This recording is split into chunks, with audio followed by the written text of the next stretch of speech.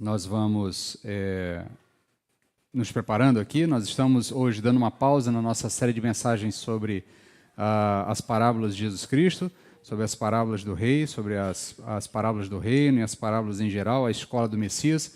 Nós vamos tirar o mês de maio para meditarmos de maneira especial sobre as famílias, e nós estamos abraçando uma campanha da Junta de Missões Nacionais, falando sobre a identidade bíblica da família, né, sobre nesse tema, né, na temática dessa proposta feita pela Junta de Missões, dessa campanha ao longo do mês de maio, um mês que normalmente nós celebramos as famílias em nossas igrejas.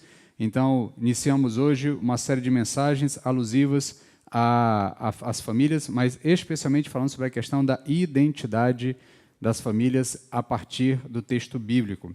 Nós vivemos em um momento em que esta identidade da família tem sido fortemente atacada por N razões e de N fontes diferentes, mas quando nós olhamos para as Escrituras, nós vemos que a intervenção de Deus para trazer salvação por meio da encarnação de seu Filho tem como ponto de partida o nascimento de um profeta que é parente de Jesus, é o profeta João Batista. Isso não é por acaso, porque a história desse profeta, que é aquele que veio preparar o caminho do Senhor, como é predito pelo apóstolo João no capítulo 3, verso 28, e já antedito pelo profeta Isaías, lá no capítulo 40, verso 3, inicia-se com a história dos seus pais, a história de Zacarias e a história de Isabel.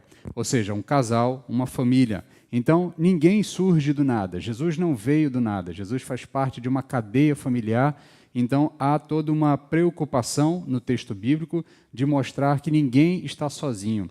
Isso é muito importante porque tem alguns capítulos do texto bíblico que nós normalmente não gostamos de ler, ou temos uma certa resistência a ler, que são os capítulos de genealogia.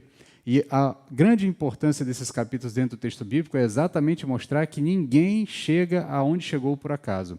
E ninguém é fruto do acaso. Todos estão ligados a uma identidade familiar, estão ligados a um ramo familiar, a uma árvore familiar. Por isso o texto bíblico insiste muitas vezes em contar genealogias, do início ao fim. O livro de Números é mais profícuo nisso, mas os evangelhos, especialmente o evangelho de Mateus, o evangelho de Lucas e o evangelho de Marcos, contam um pouco de genealogia no início, exatamente para mostrar que Jesus não chegou por acaso. Ele está ligado a um ramo familiar, a uma estrutura familiar. Porque é na estrutura de uma família que nascem as pessoas que Deus usará para a sua obra. E Ele planejou a nossa vida dessa forma. A história da humanidade também não é por acaso, ela está ligada a estruturas familiares. Nós temos desde a criação, com Adão e Eva e seus filhos, ali o primeiro momento com Caim e Abel, depois com a descendência de Sete. Há também a história da libertação do Egito, quando nós lembramos que o povo foi liberto da opressão egípcia pela intervenção e pela instrumentalidade de Moisés. A Bíblia começa a contar a história de Moisés a partir da história de seus pais, a partir da história de seus antepassados. O texto bíblico lá em Êxodo, capítulo 2, verso 1 e 2, diz o seguinte: um homem da linhagem de Levi casou-se com uma descendente de Levi, a mulher engravidou e deu à luz um filho, vendo que era bonito, escondeu-o durante 3 meses. Moisés, o libertador, nasceu de um pai e de uma mãe, ele nasceu de uma família. Embora essas coisas pareçam ser um tanto quanto óbvias, o texto bíblico insiste em frisar isso, em chamar a atenção. Por quê? Para o texto bíblico, a família é importante, o contexto familiar é importante, o núcleo familiar é importante. Então não é por acaso também que talvez o primeiro milagre, talvez não seja por acaso que o primeiro milagre que Jesus realiza é num casamento, onde o núcleo familiar está se montando, está sendo apresentado à sociedade, está sendo introduzido naquela sociedade. Talvez o primeiro milagre que Jesus queira fazer nas nossas vidas seja exatamente esse, um milagre dentro das nossas famílias, trazendo restauração, trazendo organização, trazendo ordem para dentro de nossas famílias a partir da sua orientação. A família ela está no plano da salvação de Deus, a família é edificada no plano de Deus e a família ela faz parte do grande plano de salvação do Senhor.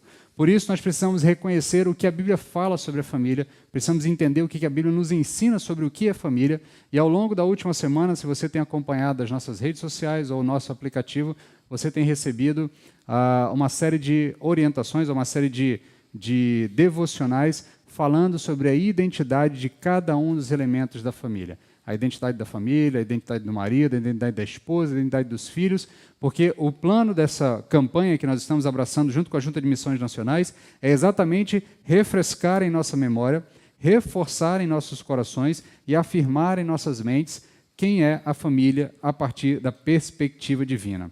Porque nunca houve tanta enfermidade emocional como nos tempos em que nós vivemos, e boa parte dessas enfermidades emocionais estão ligadas diretamente a uma dificuldade de identificação com parte da família, com os elementos não sabendo mais quem são. Mulheres não conseguem compreender qual é o seu papel dentro da estrutura familiar, homens não conseguem compreender quais são os seus papéis dentro da estrutura familiar, filhos também não conseguem compreender, então há uma guerra cultural, há uma guerra de gêneros, e a partir dessa confusão, outras deturpações vão surgindo, criação de pseudos e novos gêneros, a partir de uma falta de compreensão daquilo que Deus tem preparado para nós, daquilo que Deus criou para o nosso bem, para a nossa satisfação, para a nossa bênção. Esse mal ele tem ocorrido desde o momento em que o ser humano decidiu abandonar a identidade que Deus concedeu à sua família, abandonando a identidade dada pelo Criador e passando a abraçar identidades que Ele mesmo construiu, que Ele mesmo desenvolveu. Então, como nós já dissemos anteriormente, cientes dessa realidade, cientes dessa necessidade, desde segunda-feira passada nós iniciamos um projeto, uma campanha junto com a Junta de Missões Nacionais e tantas outras igrejas batistas espalhadas pelo nosso país, e algumas, inclusive, espalhadas fora do país, que são ligadas diretamente à nossa convenção, ou se alimentam daquilo que a nossa convenção tem produzido para as suas vidas, abraçaram uma série de campanha, uma campanha de oração, intercessão e aprendizado sobre o que Deus deseja falar a nós por intermédio das nossas famílias. Então, nós hoje vamos adentrar essa primeira mensagem. Essa era uma introdução, basicamente, à nossa série de mensagens, mas já introduzindo o tema dessa noite, quero falar com os irmãos nessa noite sobre a identidade bíblica da família, assumindo uma postura intencional. Nosso texto base é um verso que nós já lemos ao longo da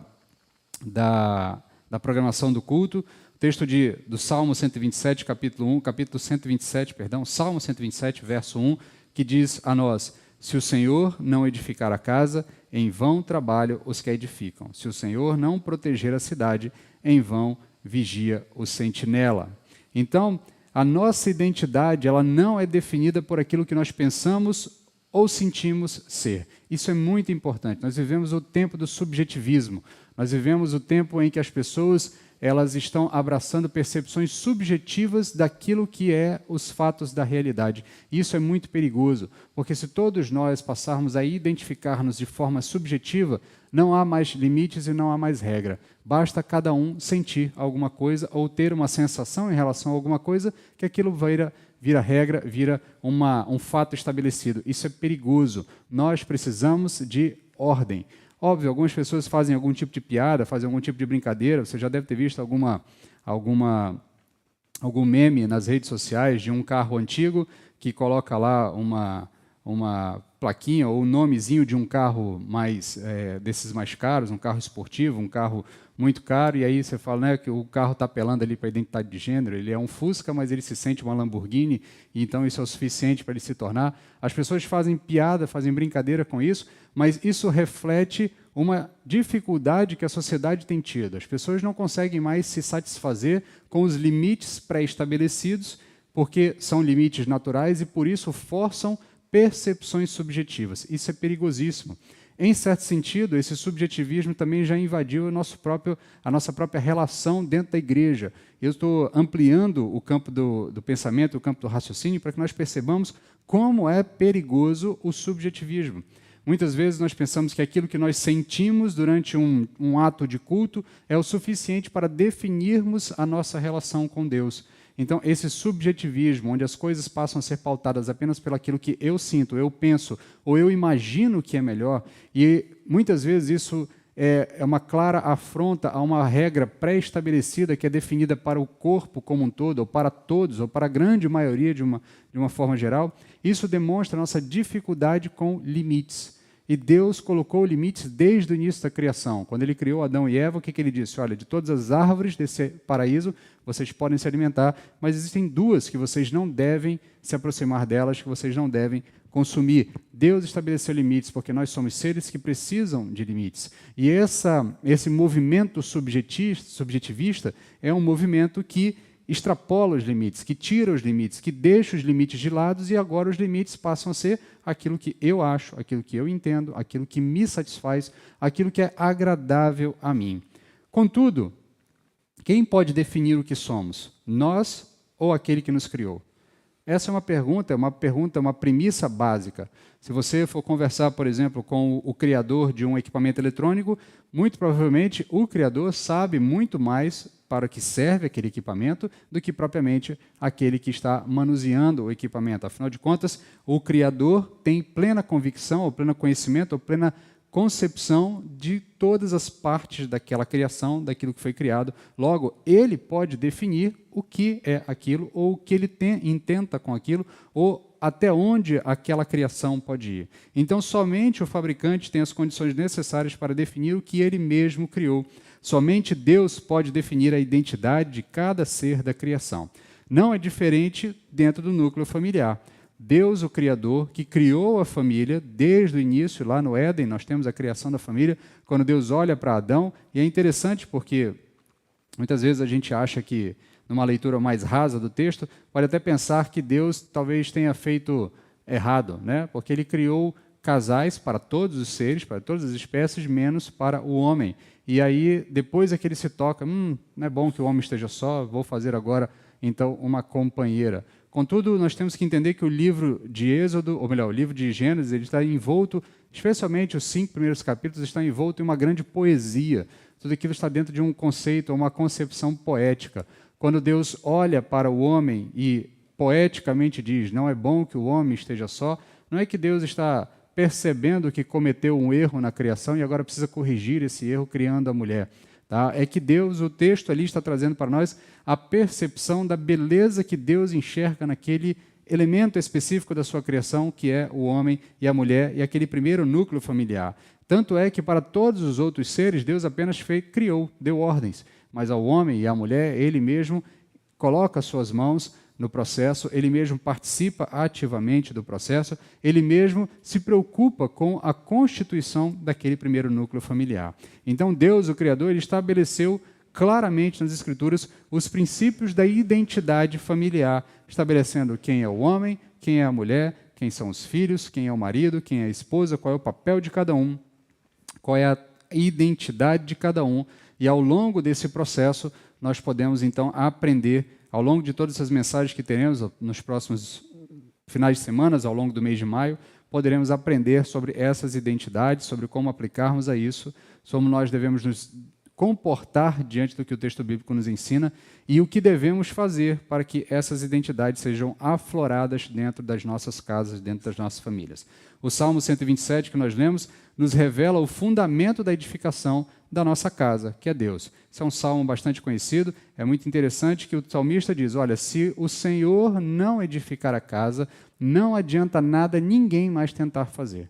Se o Senhor não edificar a casa, se não for Ele aquele que constrói esse núcleo familiar, não adianta os homens tentarem construir, as mulheres tentarem construir, ou qualquer outro tipo de pseudo-núcleo familiar que nós intentemos inventar ao longo da nossa rebeldia de pecadores. O fato é que se o Senhor não tiver participação ativa nisso, em vão trabalham qualquer outro que tente intentar construir este núcleo familiar. Por isso o texto bíblico traz uma importância e um valor da unidade familiar. Deus edifica lares, Deus edifica clãs, Deus edifica casas, Deus edifica estruturas familiares ao longo de todo o texto do Novo Testamento e do Antigo Testamento também. Então nós precisamos, diante de toda a realidade que está ao nosso redor, reafirmar esses conceitos que o texto bíblico nos ensina, porque de vez em quando, infelizmente, o óbvio precisa ser dito. Embora ao longo dessas mensagens nós percebamos que boa parte do que será dito aqui nos parece um tanto quanto óbvio, às vezes o óbvio precisa ser dito. Dito isso, quero chamar a sua atenção para uma primeira lição, para uma primeira tratativa desta compreensão, entendidos que Deus é o autor da família, o criador da família, aquele que deu identidade a cada um dos elementos, e aí eu preciso que os irmãos estejam acompanhando também as devocionais ao longo da semana, porque elas complementam o que nós falaremos aqui aos domingos. Então, fique alerta aí ao longo dessa próxima semana.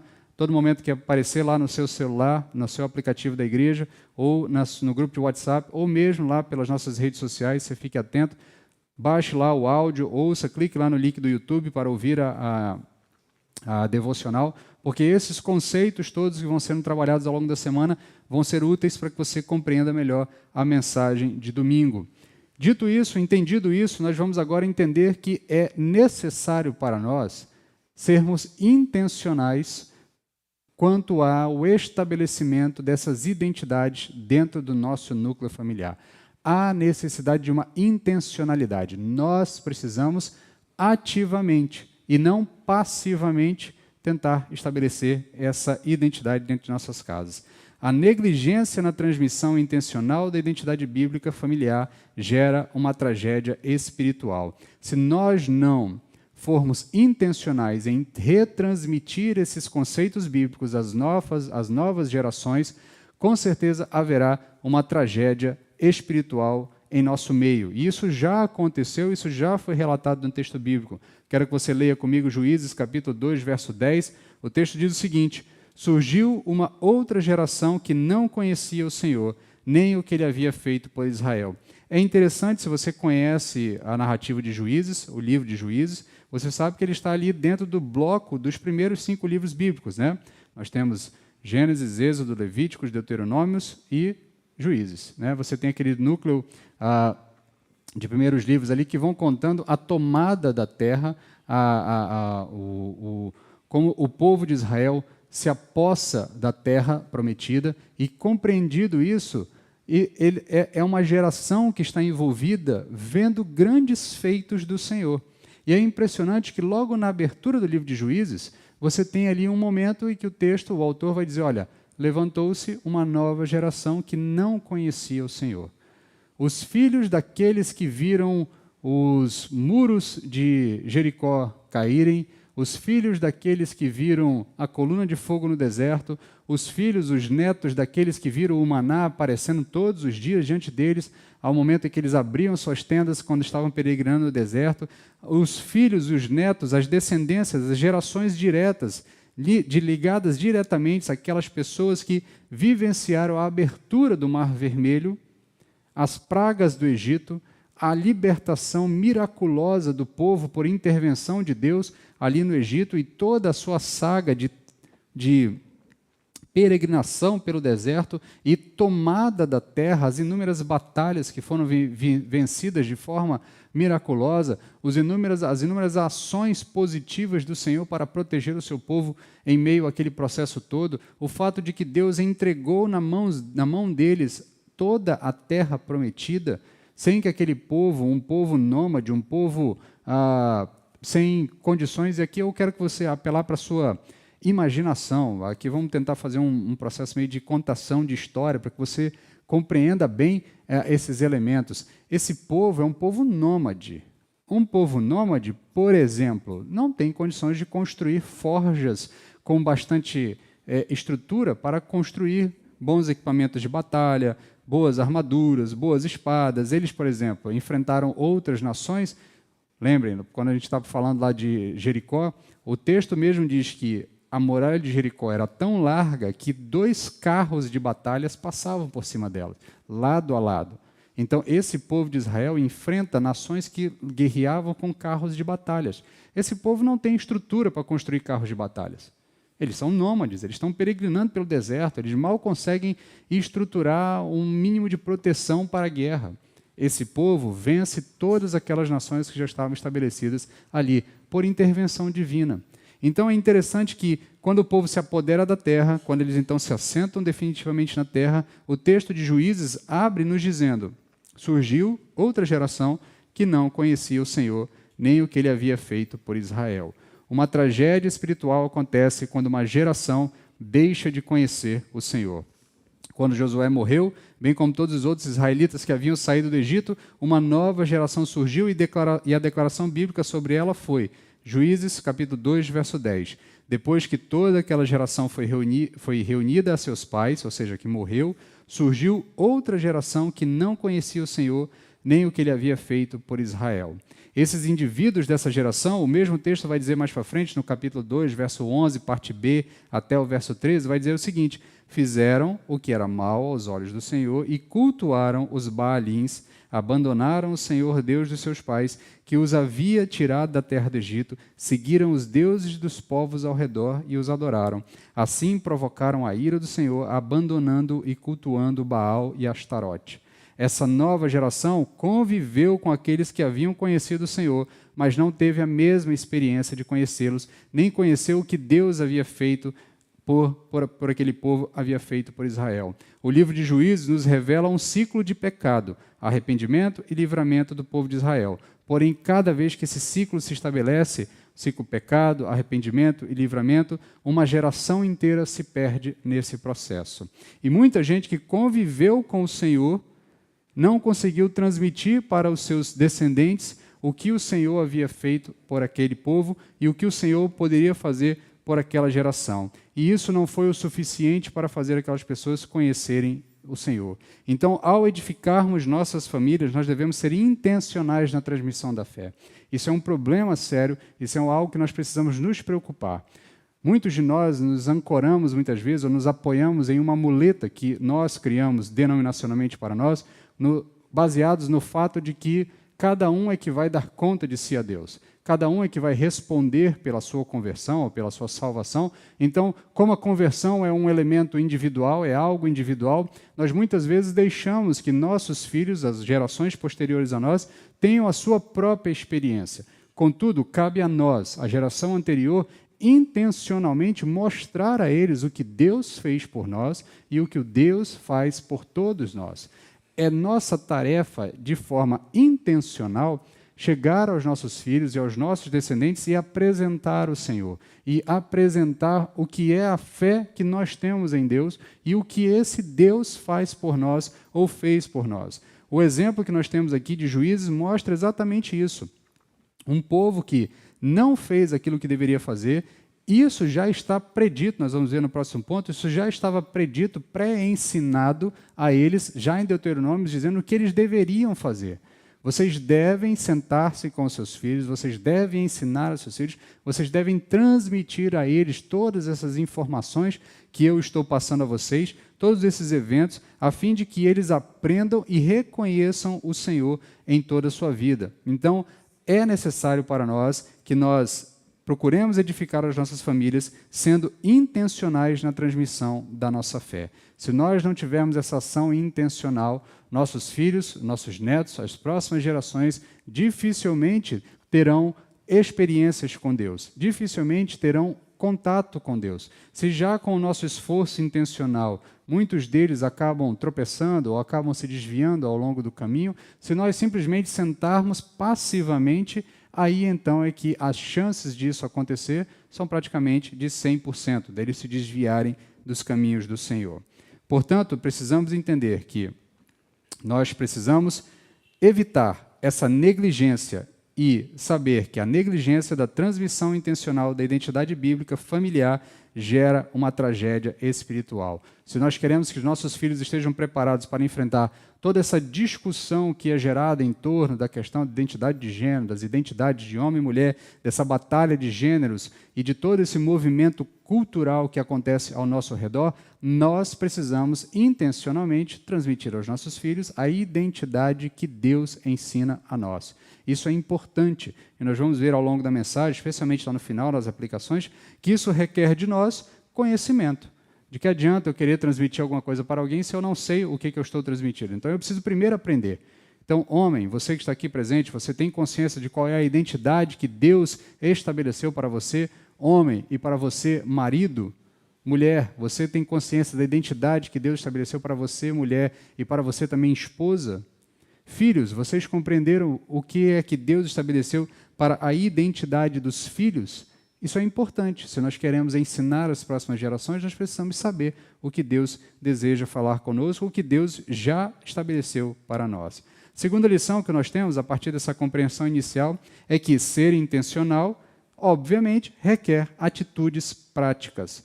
Salmo 145, verso 4, vai nos dizer: Uma geração contará a outra das tuas obras e anunciará os teus atos poderosos. Uma geração contará a outra das tuas obras e anunciará os teus atos poderosos. Salmo 145, verso 4. Ao edificarmos nossas famílias, nós precisamos ser intencionais na transmissão da fé. Isso requer atitudes práticas. A Bíblia nos mostra que cada geração é responsável por transmitir os princípios do Senhor à geração seguinte. Eu já recomendei aos irmãos aqui, em outro momento, nós fizemos aqui a apresentação do Pedrinho, né, o filho do irmão Anderson e da irmã Mariana, e a igreja presenteou eles com um livro publicado pela editora Fiel, chamado Como Meus Pais Me Ensinaram a Fé, ou Como Meus Pais Transmitiram a Fé. Acho que é isso o título do livro, publicado pela editora Fiel. E a premissa do livro é exatamente essa. A autora diz como que a fé dela foi forjada pelo exemplo de seus pais. Como seus pais, ao longo de anos, foram forjando aquilo que mais para frente ela vai compreender como a sua fé. Nós precisamos ser intencionais nesse processo de transmissão da fé. Não basta nós esperarmos que os nossos filhos passivamente, ou mesmo de maneira voluntária, ou até mesmo de maneira esporádica, que os nossos filhos, de maneira esporádica, simplesmente se deparem com a fé. Nós, os pais, ou aqueles que estão em outra geração, e aqui se aplica a todo aquele que é alguém, um portador da fé e que tem uma nova geração à sua disposição. Aqui para pais, filhos, ou melhor, para pais, mães, tios, tias, primos mais velhos, irmãos mais velhos. Se você é aquele que já carrega a chama da fé na sua casa e tem outras gerações que ainda não carregam a chama da fé na sua casa, é sua tarefa intencionalmente transmitir a essas outras pessoas.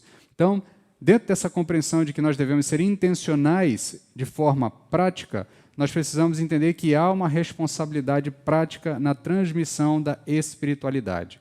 O salmista, no Salmo 154, verso 4, nos diz que uma geração contará a outra das tuas obras e anunciará os teus atos poderosos.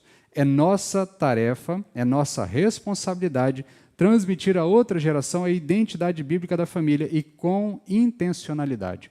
Nós precisamos ensinar aos nossos filhos como é que Deus criou o núcleo familiar.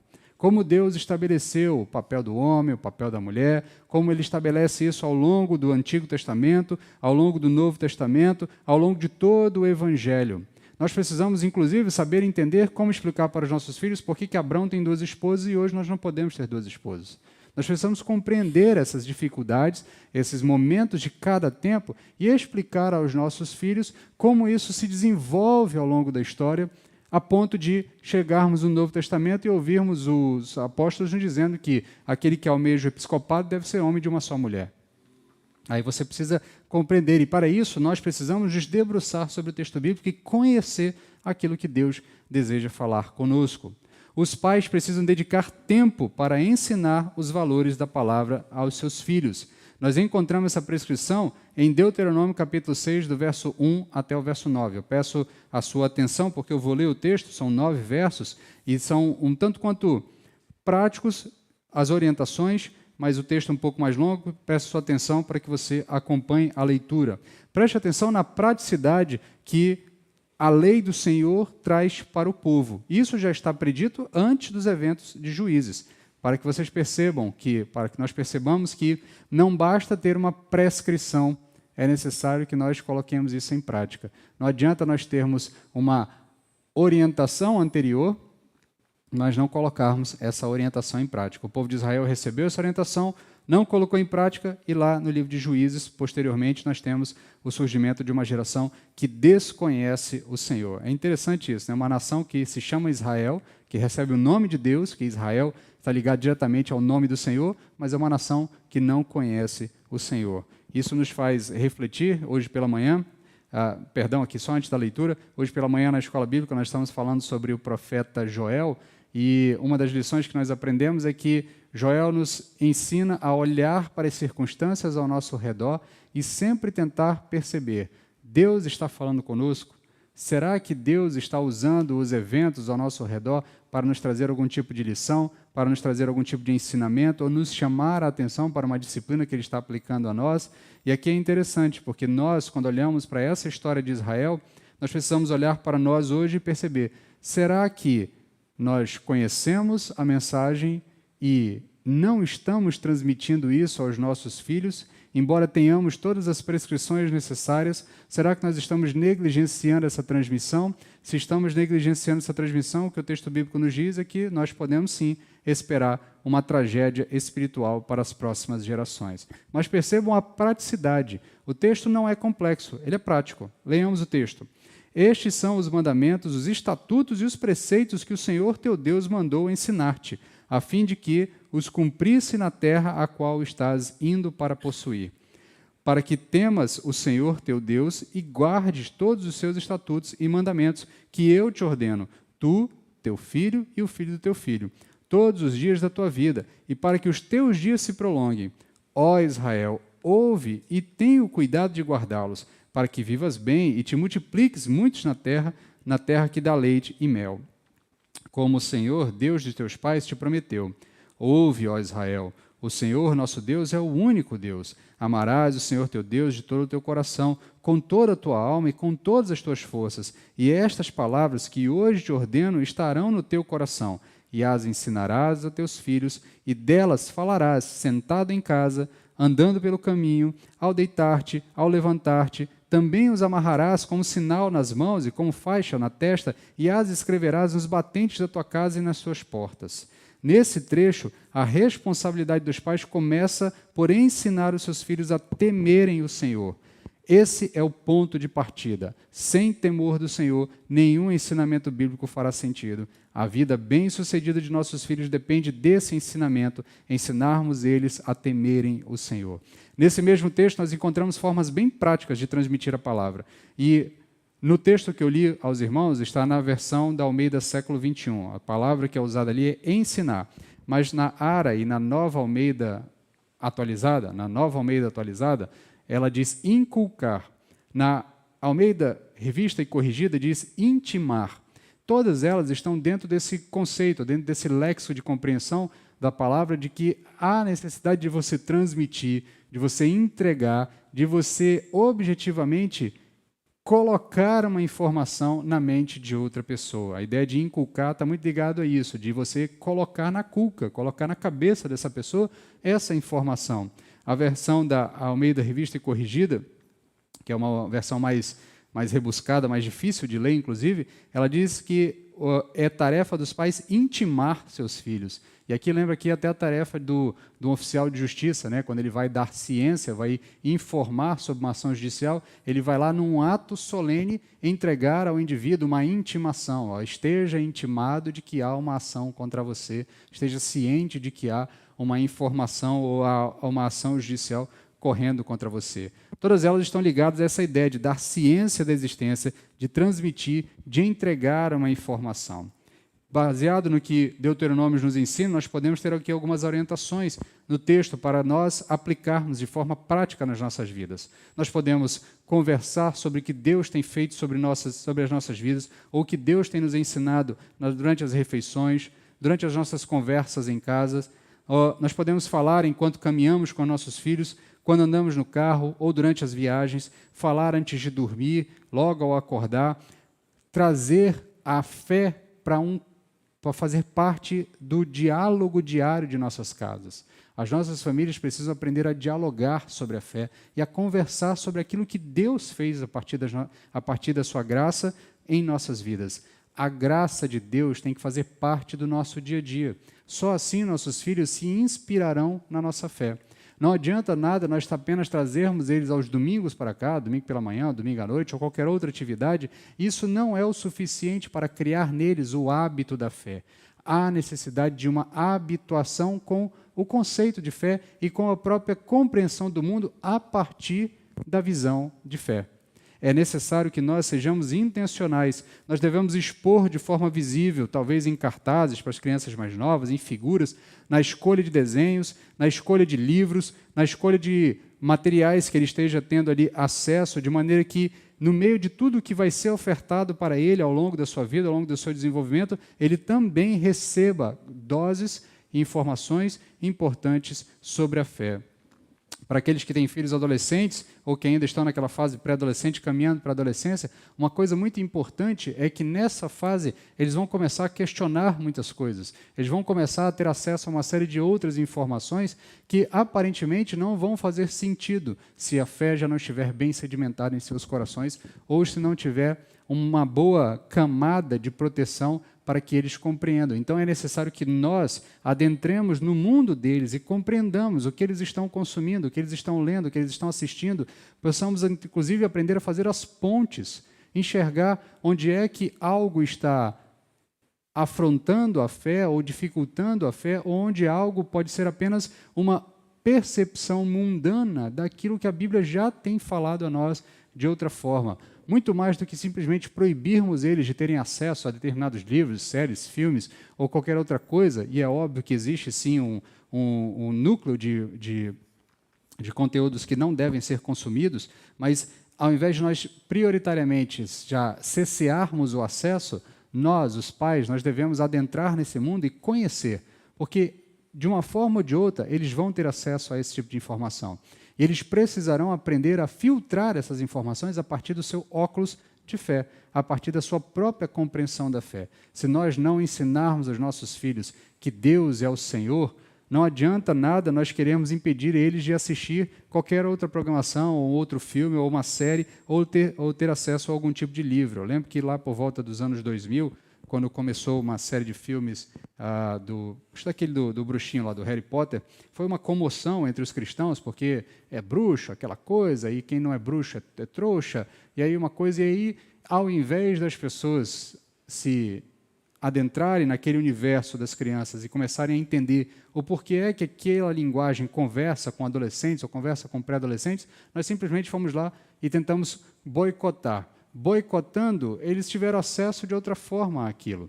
E daí vem outras coisas piores, e outro tipo de conteúdo que vão se cerceando também ao redor de tudo isso. O ponto é que nós, ao invés de simplesmente proibirmos eles, devemos aprender a ensiná-los a fazer as devidas pontes e a fazer as devidas filtragens. Porque só assim, quando eles chegarem na fase adulta de suas vidas, é que eles vão, firmados na fé, resistir a tudo que vai ser apresentado para eles, e aí não vai adiantar mais você proibir o rapazão já com mais de 18 anos, ou a moça com muito mais de 18 anos, proibir de ter acesso a determinado conteúdo ou a determinado material. Em suma, o que nós precisamos fazer é trazer a fé como um elemento natural do dia a dia. A fé precisa ser parte das nossas vidas, ela precisa ser um elemento natural no nosso dia a dia. Nós precisamos, muitas vezes, aprender a enxergar, mesmo no meio das dificuldades, a mão de Deus agindo para que nossos filhos vejam: meu pai confia em Deus, minha mãe confia em Deus. Mesmo na dificuldade, ela reconhece, ou ele reconhece, que Deus está no controle de todas as coisas. É assim que nós vamos estimular a fé em nossos filhos. É assim que eles vão olhar para um Deus que muitas vezes parece ausente, e, de fato, na caminhada de fé, nós vamos, em determinados momentos, perceber a ausência de Deus. Porque Deus não se apresenta o tempo todo, mas a Bíblia nos afirma que Deus age o tempo todo. Se nós cremos e temos fé nesse Deus que age o tempo todo, nós precisamos ensinar os nossos filhos a continuar a crer em Deus, mesmo quando eles não verem a mão de Deus agindo. Aí não adianta só cantar cânticos no domingo à noite. É necessário eles perceberem isso na prática, no dia a dia, na caminhada de fé. Quando você estiver lá enfrentando alguma dificuldade e tudo parecer desandar, e seu filho olhar para você, ele vai esperar de você a mesma resposta que você dá quando você canta um cântico aqui, tipo Rompendo em Fé, né? Se o mar não se abrir, eu vou atravessar ele andando. Então, se nós não tivermos esse tipo de prática em nossas vidas, não adianta nada cantarmos isso domingo à noite. É necessário que esse tipo de prática seja natural nas nossas vidas. E só assim nós vamos estimular nossos filhos a enxergar a fé como um elemento natural de suas vidas, para que eles possam, a partir disso, enxergar o mundo pelos olhos da fé. Compreendido isso, também nós precisamos entender que é nossa responsabilidade transmitir à outra geração a identidade bíblica de família e com intencionalidade.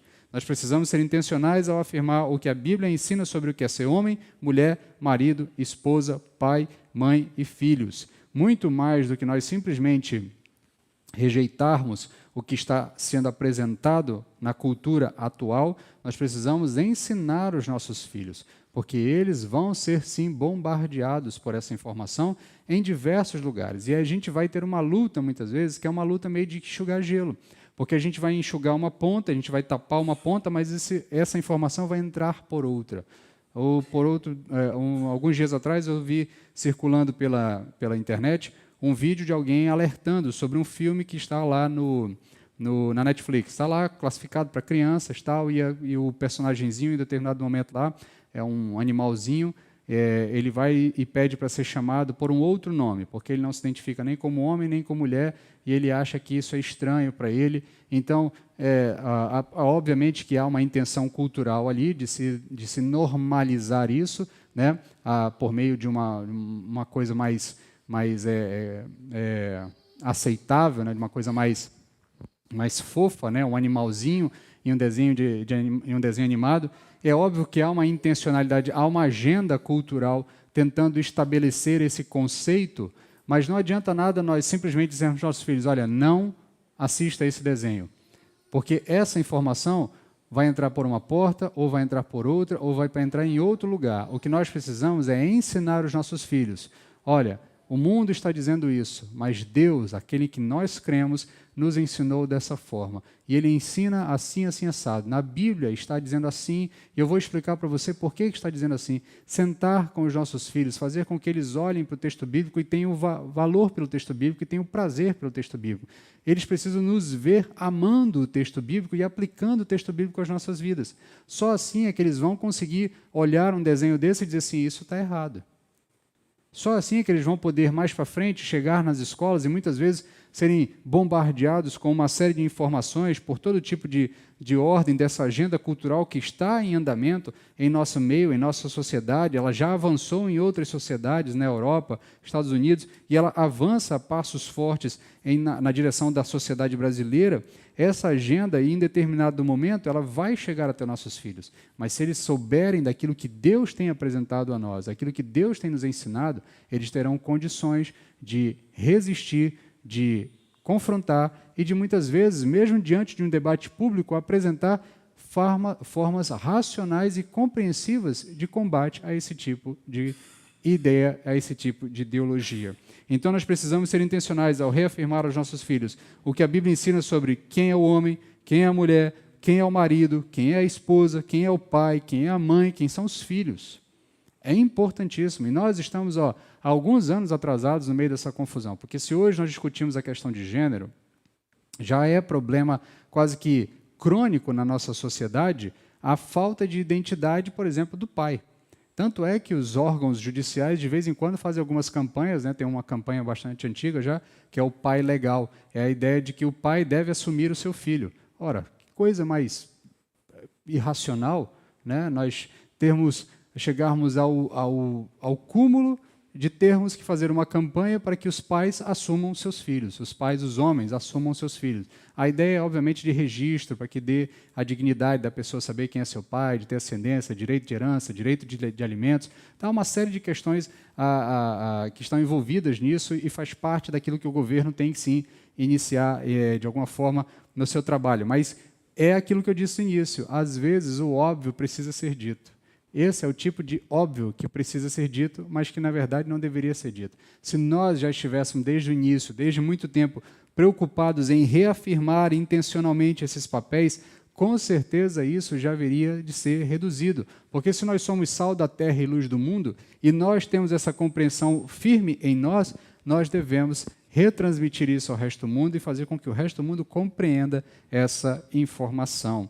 E, a partir do exemplo que nós temos como cristãos, vivenciando corretamente, biblicamente, quem é o homem, quem é a mulher, quem é o marido, quem é a esposa, quem é o pai, quem é a mãe, quem são os filhos, com certeza o mundo há de ser impactado pela nossa transformação, pela nossa vida, pelo nosso comportamento. Continuando, nós precisamos reafirmar o que é uma família à luz da palavra de Deus, para que entre nós não se levante uma geração que não conheça o Senhor e nem os seus poderosos feitos. Isso é importante entendermos a necessidade de reafirmarmos o que é uma família, porque a família é um elemento que ela é anterior a todas as constituições conhecidas, a todas as instituições conhecidas, perdão, não é as constituições, é instituições conhecidas. A família é anterior ao Estado, a família é anterior às nações, a família é anterior ao sistema judiciário, a família é anterior a tudo. Tudo começou com uma família, ainda que seja a família dos homens da caverna, né? Ainda que seja a família dos neandertais, do homem de Cro-Magnon, ou qualquer outra coisa que a sociedade queira afirmar sobre a cronologia da criação da humanidade, ainda assim começa-se uma família anterior a esses institutos. Logo, não são essas instituições que podem definir o que é família. Nós cremos que quem pode definir o que é família é unicamente aquele que está em uma posição anterior à família. E quem é que está numa posição anterior à família? Apenas Deus. Ele que pode definir o que é uma família. Não é o Estado, não é o juiz, não é uma lei, não é uma constituição que pode definir o que é família. No máximo, esses órgãos, esses organismos, essas instituições podem reconhecer o que é uma família. E a família, como sendo anterior, ela precisa ser defendida como uma estrutura que sempre foi, e é o que a Bíblia nos apresenta: pai, mãe e filhos. Isso é uma família. Uma família não é uma união de duas pessoas que querem promover um núcleo familiar. A família é uma união de um homem e de uma mulher que ali tem a clara intenção de dar continuidade geracional à sua raça, ao seu povo, à sua identidade. Então, nós precisamos ser intencionais ao edificar as nossas famílias. Nós precisamos ser intencionais ao afirmar o que é uma família. Nós precisamos ser intencionais ao reafirmarmos o papel de cada pessoa dentro da família. Finalizando, deixe-me fazer aqui algumas aplicações para as nossas vidas. Ser intencional na edificação da sua família significa tomar atitudes. E isso é importante. Ao longo de todo o texto bíblico, eu tenho chamado a atenção dos irmãos que há um elemento volitivo muito forte. Muito mais do que discutirmos se o homem tem livre-arbítrio ou não, porque às vezes a gente, quando fala de volição dentro do texto bíblico, as pessoas tendem a caminhar em direção à discussão sobre livre-arbítrio ou não, mas muito mais do que discutirmos isso, o texto bíblico trabalha com essa questão. Ele diz: vocês precisam agir, fazer alguma coisa. Vocês precisam tomar uma atitude. Então, nós precisamos tomar a atitude de assumir o compromisso de orar diariamente e nominalmente pelos membros da nossa família. Nós precisamos tomar isso como algo que é parte de nossas vidas. Se você não faz isso, comece a fazer isso a partir de hoje. Antes de dormir, ao ter o seu momento de oração, se você faz ele antes de dormir ou se você faz ele ao acordar, mas de qualquer forma, ainda hoje, tire um momento da sua vida, do seu momento de oração, ore diariamente e nominalmente pelos membros da sua família. Lembre de um por um, você pai, você mãe, lembre de seus filhos, você esposa, lembre do seu marido, você esposo, lembre da sua esposa, você que já tem netos, lembre dos seus netos, lembre dos seus filhos que são pais, ore nominalmente por eles. É necessário atitudes práticas, atitudes que se desenvolvam de forma prática. Então, ore nominalmente pelos membros de sua família. Assuma o compromisso diário de ensinar-lhes a palavra de Deus. Assuma esse compromisso. Eu não sei se você vai ter tempo ao longo da sua jornada diária, e eu entendo que os irmãos tenham jornadas atribuladas, eu compreendo isso, mas dentro dessa jornada atribulada, retire pílulas, momentos do dia para que você possa transmitir algum ensinamento bíblico. Você não precisa sentar e ler um capítulo inteiro da Bíblia e explicar um capítulo inteiro, mas se você começar a fazer com que aquilo faça parte da vida dele, faça parte da vida da sua família. E aqui eu não estou falando apenas de filhos, estou falando também de maridos em relação à esposa e esposas em relação ao marido. Também deve haver uma intencionalidade nossa de alguma forma, transmitir aos nossos companheiros, à nossa esposa, aos nossos maridos, essa necessidade de estarmos sempre próximos da palavra do Senhor. Eu não sei se você vai tirar um tempo para fazer uma meditação, um estudo. Nessa mesma campanha, nós temos ali nós vamos disponibilizar amanhã alguns roteiros que eram voltados para pequenos grupos multiplicadores, para os PGMs, né? Como nós ainda não estamos trabalhando com PGMs, mas eu vou estimular os irmãos a usarem esses roteiros para fazerem pequenos núcleos em suas próprias casas, PGMs em suas próprias famílias, e aí já começando a se habituar com esse conceito e com essa ideia e trabalhando. Em algum momento, tire algum momento dos seus dias ou algum momento da sua semana para ter esse compromisso diário de ensinar a palavra do Senhor. Leia a Bíblia, conte histórias bíblicas, aproveite cada situação para mostrar o que a Bíblia diz sobre o assunto. Olhe o noticiário, tente interpretar as notícias, os eventos a partir da perspectiva bíblica. Comece a mostrar para os seus filhos que, embora talvez o governo não esteja à sua satisfação, de acordo com a sua satisfação, mas que existe um governante soberano sobre todas as coisas, alguém que continua no controle e naquele que nós confiamos de fato.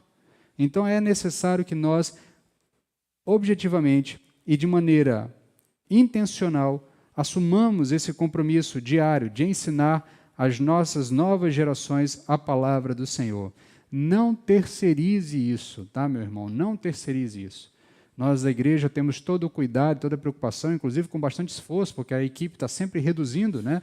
Nós temos uma equipe, aí, de repente, por N fatores, ela vai sendo reduzida, e, inclusive, continuamos precisando de apoio, né? A Anne, minha esposa, ao longo da semana publicou no grupo a necessidade de voluntários para o culto infantil, né? Nós, inclusive, estamos com dificuldades, especialmente com os mais velhos que estão participando, porque eles já não têm mais o mesmo interesse pelo conteúdo do que os mais novos estão tendo acesso ali, e aí fica ali um tanto quanto entediados e acabam atrapalhando o trabalho com os mais novos. Então, seria necessário que a gente tivesse duas turmas, uma turma que atendesse os mais novos, uma turma que atendesse os mais velhos.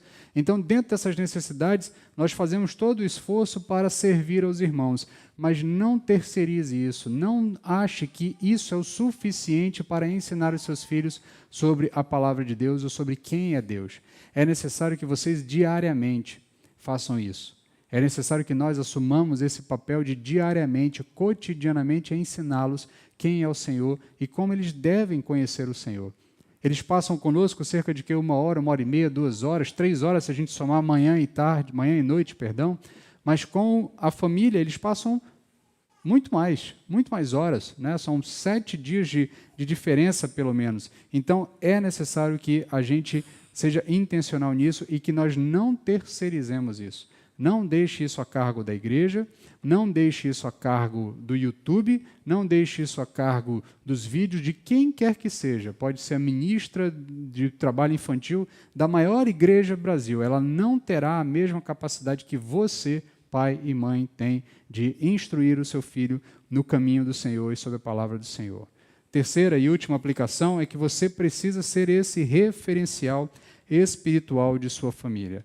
Seja o referencial espiritual de suas famílias. Que as suas atitudes estejam tão alinhadas com a palavra de Deus que você seja a exemplificação de cada ensinamento bíblico. Isso vai demandar de você conhecimento bíblico. Isso vai demandar de você que a Bíblia faça parte da sua vida. Você não vai ter como ensinar os seus filhos se você mesmo não conhece a Bíblia. Então, talvez seja o momento. Se você acha que essa é uma dificuldade, aproveite, sente junto com a sua família e comece a aprender do texto bíblico com todos. Tenho plena convicção de que Deus há de derramar graça e que o Espírito dele há de se alegrar com esse tipo de atitude, a lhe capacitar a entender mais o texto bíblico para poder ensinar aos seus filhos. Isso vai demandar de nós esforço, organização, tempo, priorização de tempo, e isso é importante. Nós vivemos num tempo em que aparentemente o dia está mais curto, né? De vez em quando o pessoal solta essas, o dia está mais curto, né? A vida está mais atribulada, a vida está mais corrida. De fato, nós temos essa sensação de que a vida está mais atribulada, porque a gente faz mais coisas, a gente tem acesso a mais informação, a gente tem acesso a muita coisa ao mesmo tempo. Há tempos atrás, eu lembro que quando eu não sou tão velho, né? Eu completei 41 anos agora, mas eu lembro que quando eu fiz o vestibular,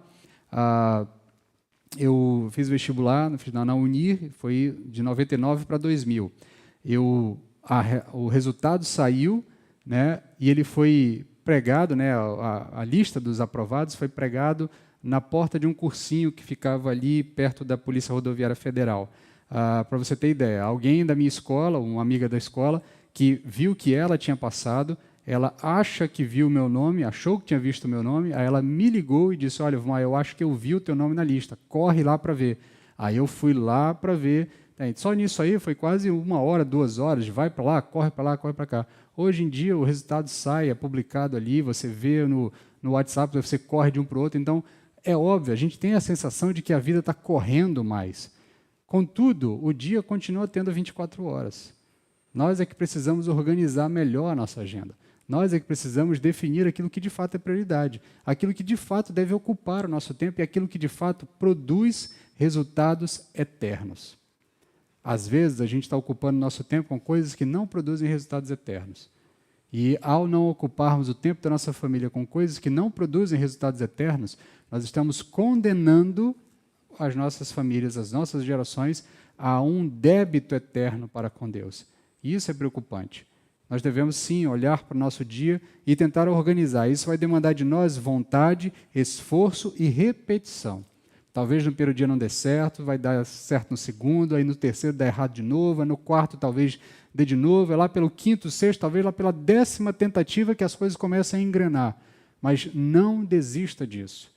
Isso é bênção de Deus para nós. É necessário que nós estimulemos as nossas gerações a conhecerem o Senhor, a serem intencionais no entendimento de quem é Deus, qual é a identidade que Ele aplicou a nós, qual é a identidade que Ele deu para o homem, para a mulher, para a esposa, para o marido, para os filhos. Isso é salutar. Se nós não queremos experimentar ou experienciar a tragédia que Israel experienciou, porque não transmitiu a fé de uma geração para outra, nós precisamos ser intencionais em ensinar aos nossos filhos o que Deus deseja para a família, o que Deus deseja, o que Ele definiu como família, quem é o pai, quem é a mãe, qual é o papel do pai, qual é o papel da mãe, qual é o papel dos filhos, qual é o papel da família externa, qual é o papel do homem, da mulher. Isso é necessário nós sermos intencionais nisso. Isso demandará de nós esforço, repetição, concentração, preocupação, objetividade nesse sentido. Mas eu tenho plena convicção de que se nós entrarmos nessa empreitada,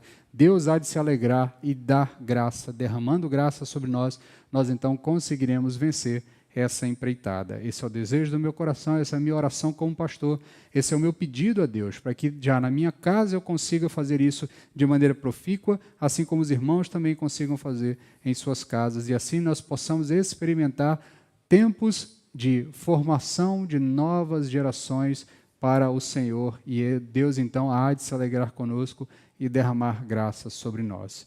Quero convidar você agora a baixar a sua cabeça para nós orarmos, encerrando esse momento, antes de de finalizarmos esse culto. Senhor, nós te agradecemos porque a tua palavra é rica, é abundante e ela nos instrui com exemplos e com mandamentos claros e objetivos. Ajuda-nos, Pai, a vencer muitas vezes a procrastinação do trabalho que dá de introduzirmos nas nossas vidas rotinas de estudo, de oração e de vida de piedade. Nós sabemos que o teu texto bíblico nos fala de disciplinas espirituais, a necessidade de ter uma vida de oração, de ter uma vida de leitura bíblica, de ter uma vida de busca de fazer a tua vontade, de ser moldado à imagem e semelhança de Jesus, mas ele também nos fala de uma necessidade de fazermos isso corporativamente, como corpo, como igreja, mas também como núcleo familiar. Ajuda-nos, Pai, a entendermos a necessidade disso.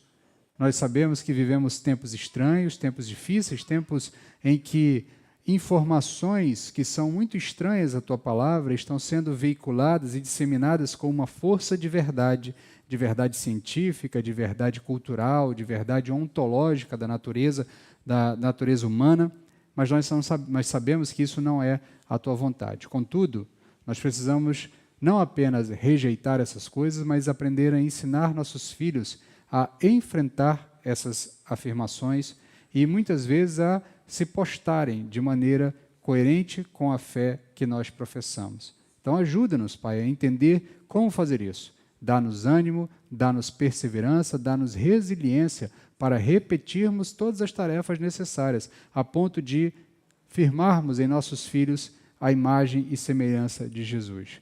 Tem misericórdia de nós, ajuda-nos, dá-nos a vontade de continuar fazendo isso, mesmo diante de eventuais tropeços, mesmo diante de eventuais conflitos de agenda, de horário, de dificuldade de reunir todos ao redor da palavra do Senhor, mas que o Senhor nos dê estratégias, nos dê sabedoria, nos dê entendimento de como contornar as dificuldades do dia a dia, a fim de que nós possamos instrumentalizar a fé aos nossos filhos e às nossas próximas gerações. Tem misericórdia de nós, fala conosco, instrui-nos, molda-nos. É o que te pedimos em nome de Jesus. Amém. Amém, meus queridos. Vamos dar